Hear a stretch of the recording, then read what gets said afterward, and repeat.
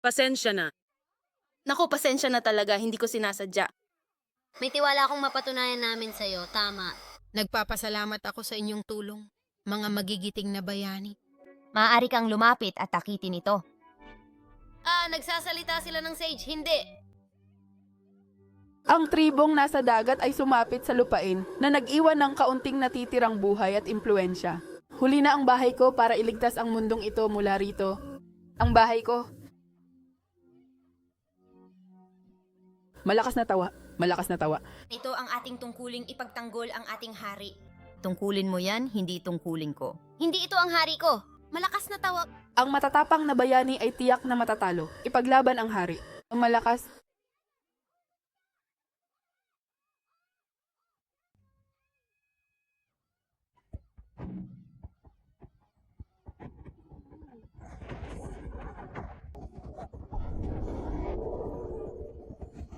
Sige, hindi. Siguro ito ay marahil isang bagay na dapat nating pag-isipan ng mabuti at lubusan. Ano ba to? Masakit, sinabi ko sa'yo ano. Dahan-dahan kong idiniin ang kalat na yan. Ito ay sa pagitan mo at ang buhay ko at isa na namang munting sandali para sa'yo. Oh, wow, malakas. That's powerful.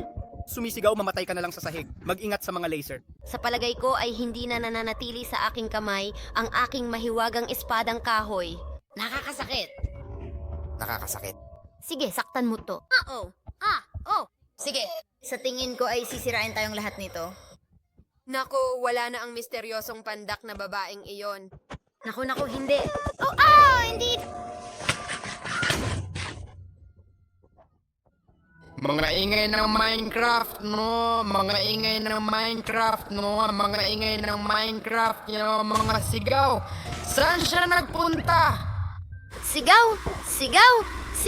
Patuloy lang sa pagpaparami ng mga bata. Aray, kunin mo na ang cake. Huwag kang susuko sa soulmate. Dadaan na ako sa labanan. Malaking bagay iyon? Siguro giniling na tipak ng bato iyon. Maniwala ka sa iyong sarili, maniwala sa mga paraan na magagamit mo. Wala silang katapusan. Talagang magulo ang kahariang ito, di ba?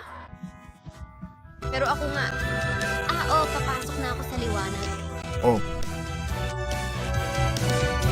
Sigaw ng revelasyon! Isang malakas na revelasyon! Sigaw ng revelasyon!